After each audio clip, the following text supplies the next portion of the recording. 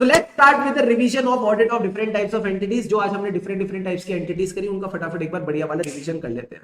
ठीक है, सबसे पहले बात करते हैं ऑडिट ऑफ सिनेमा। इसमें आपने सेल ऑफ टिकट्स के रिगार्डिंग इंटरनल कंट्रोल्स चेक करने हैं। सर इंटरनल कंट्रोल्स क्या चेक करने हैं? सबसे पहले एंट्री मिलेगी जब आप टिकट दिखाओगे, याद रखना जो टिकट होगी वो सीरियली नंबर्ड होनी चाहिए। डिफरेंट शोज के लिए, डिफरेंट क्लासेस के लिए, जैसे गोल्ड क्लास वगैरह होती है, इनकी टिकट्स भी एक सीक्वेंस में होनी चाहिए, सीरियली नंबर्ड होनी चाहिए। एडवांस बुकिंग वाली जो टिकट है उनकी डिफरेंट सीरीज होगी। And the last point that we discussed was जो भी इन्वेंट्री ऑफ टिकट्स है, जो भी इन्वेंट्री ऑफ टिकट्स है वो होनी चाहिए under the custody of a responsible officer. साथ ही साथ आपने एक बात और मेरे को बताई थी सर, क्या हर शो के खत्म होने पे क्या होता है? सर गाना आता है, झूमे जो पठान मेरी जान। नहीं, हर शो के खत्म होने पे एक रिकंसिलिएशन बनाई जाती है। Reconciliation with the ticket sold with the money collected. जरूरी नहीं है कि टिकट सोल्ड मनी कलेक्टेड से मैच करेगा सर, ऐसा क्यों है? क्योंकि कई सारी बार आप फ्री पासेस देते हो। ये जो फ्री पासेस है ये ऑथोराइज्ड होने चाहिए। थर्ड पॉइंट में इतनी सी बात लिखी थी, एंड निर्मला सीतारमन जी को हम एंटरटेनमेंट टैक्स देते हैं, वो टैक्स भी आपने रेगुलरली जमा कराया है कि नहीं, ये ऑडिटर चेक करके चलेगा। And the last point is cash book. हम कैश बुक को भी देख के चलेंगे। इसके बाद हमने छोटी छोटी बातें करी थी सर, क्या जो भी आप एडवर्टीजमेंट्स करते हैं, ठीक है, जिन भी एडवर्टीजमेंट्स को आप अलाउ करते हैं अपने सिनेमा में, उससे आपने प्रॉपर कलेक्शन करी कि नहीं, प्लस आपने अपने सिनेमा की जो एडवर्टीजमेंट्स करी उस एक्सपेंस को एज एन ऑडिटर ये चेक करेंगे। और बताओ जो भी फूड्स एंड बेवरेजेस है, जो भी रेस्टोरेंट से शेयर ऑफ इनकम है, वो क्या आपके पास प्रॉपर शेयर ऑफ इनकम आ रहा है कि नहीं, या फिर रेस्टोरेंट आपके ओन्ड रेस्टोरेंट है तो क्या आपने उसकी इनकम को ठीक से अकाउंट किया कि नहीं। और बताओ सर, और सिनेमा के केस में हम क्या देखेंगे, जो भी इनके रिपेयर मेंटेनेंस के खर्चे, जो भी डेप्रिसिएशन के खर्चे हैं, क्या इन्होंने पीएनएल में प्रॉपर तरीके से डाले कि नहीं, ये सारी की सारी बातें आप यहां पे देख के चलते हो। Then we discussed about the topic of clubs। Sir clubs क्या करते हैं? क्लब्स हमसे पैसे कमाते हैं। पहले तो हमसे एंट्रेंस फीस मांगते हैं, उसके बाद ये हमसे सब्सक्रिप्शन मांगते हैं। सब्सक्रिप्शन में भी कई लोग टाइम पे नहीं पे करते, तो उसको बोलते हैं arrears of subscription. Sir arrears देते देते इतना टाइम हो जाता है कि वो बोर हो जाते हैं। बोर हो जाते हैं तो उनको एक पॉइंट याद में नहीं आता। सर वो पॉइंट कौन सा होता है जो याद में नहीं आता? Arithmetical accuracy. एकदम फालतू वाला पॉइंट है, बीच में याद रखना है। अब अरियर को इतना टाइम हो गया कि बंदा पैसे दे ही नहीं रहा, the debt has become irrecoverable. अगर ये इररिकवरेबल मेंबर ड्यूज हो जाए तो इसको भी आपने एज अ ऑडिटर ऑडिट करके चलना है। एंड लास्ट में आप याद रखना इररिकवरेबल क्यों है? क्योंकि प्राइस बड़ा ज्यादा था। तो the next point is regarding the pricing of the goods जो आपने सामने वाले बंदे को सप्लाई करे।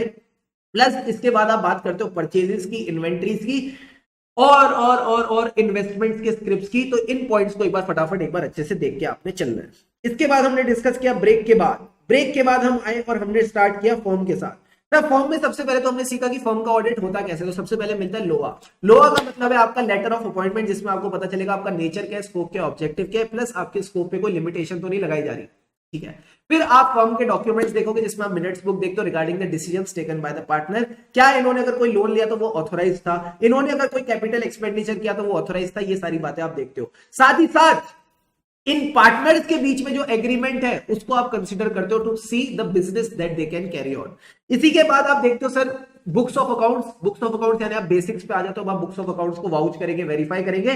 बुक्स ऑफ अकाउंट्स से याद आया book entries. Transactions mainly represented by the book entry should not be prejudicial to the interest of the company. यहां आप देखोगे इंटरेस्ट ऑफ द मेंबर्स, क्या किसी मेंबर का इंटरेस्ट तो अवॉइड नहीं हो रहा। एंड आखिरी में जो प्रॉफिट्स है उसमें से आप टैक्स पे करोगे, जो बच जाएगा उसको डिवाइड करोगे। That's how the partnership firm के अकाउंट्स वर्क। अब सर इसका फायदा क्या है? They are very reliable. अगर रिलायबल है तो आपको आसानी से लोन मिल जाएगा, कल को बिजनेस सेल करना होगा तो इजीली सेल कर सकते हो। रिलायबल है तो दो टाइप्स पे काम आएगा, एडमिशन पे और डिसोल्यूशन पे। एडमिशन यानी जब भी आप किसी पार्टनर को एडमिट करोगे तो आप उसके साथ अच्छे से नेगोशिएट वगैरह करके चल सकते हो। Second case is regarding the dissolution.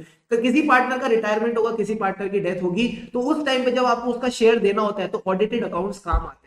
अगर ऑडिटेड अकाउंट्स होंगे तो उस टाइम पे फिर डिस्प्यूट भी नहीं होगा, एंड डिस्प्यूट नहीं होगा तो सारी चीजें कंट्रोल में रहेगी। सर कंट्रोल वाला पॉइंट ना हेडिंग अलग है, बातें अलग लिखी है। कंट्रोल का मतलब है कोई भी working partner non working partner की अनड्यू एडवांटेज ना ले। क्या ये पॉइंट क्लियर है? हाँ sir. Then we discussed about the LLP. बड़ा क्यूट सा छोटा सा प्यारा सा टॉपिक था। हर एलएलपी में दो पार्टनर हो और मिनिमम दो डेजिग्नेटेड पार्टनर, यानी अगर सिर्फ दो ही पार्टनर है तो दोनों के दोनों डेजिग्नेटेड पार्टनर होने चाहिए। फिर हमने बात करी बुक्स ऑफ अकाउंट्स की, जो ये पैसा कमाती है, जो ये पैसा खर्च करती है, उसके बुक्स ऑफ अकाउंट, जो इसके एसेट्स है, जो इसकी लाइबिलिटीज है, cost of goods sold, purchased, inventory, work in progress, finished goods, सबका इसको बुक्स ऑफ अकाउंट मेंटेन करना है। Last point is accounts which may be required to make. Then we discussed about the audit of the accounts of LLP। दो conditions पूरी होंगी तभी audit कराना है। कंट्रीब्यूशन कितना होना चाहिए? 25 लाख से ज्यादा। जो इसकी टर्नओवर है वो 40 लाख से ज्यादा होनी चाहिए। अगर ये दोनों कंडीशंस फुलफिल्ड है तो ऑडिट कराओ। सर अब ऑडिट करेगा कौन? ऑडिटर करेगा, ठीक है, चार्टर्ड अकाउंटेंट ऑडिटर करेगा, और कौन कर सकता है? अब सवाल ये आता है रिटर्न्स कौन सी फाइल करनी है? Form number 11, form number 8। जो फॉर्म नंबर 11 उसमें इसको एनुअल रिटर्न फाइल करनी है 30 डेज के अंदर अंदर। सर कैसी कैसी बातें कर रहे हो, 60 डेज। जो एनुअल रिटर्न है वो पहले आई है, तो पहले जो चीज आती है उसको हमें ज्यादा वेटेज देनी है, तो हम उसको 60 डेज की वेटेज देंगे, 60 days from the end of financial year. But जब मैं बात करता हूं statement of accounts and solvency, it is just like the financial statements of a company. वो जो फाइल करने हैं उसको बनाने में टाइम लगता है। कितना टाइम लगता है?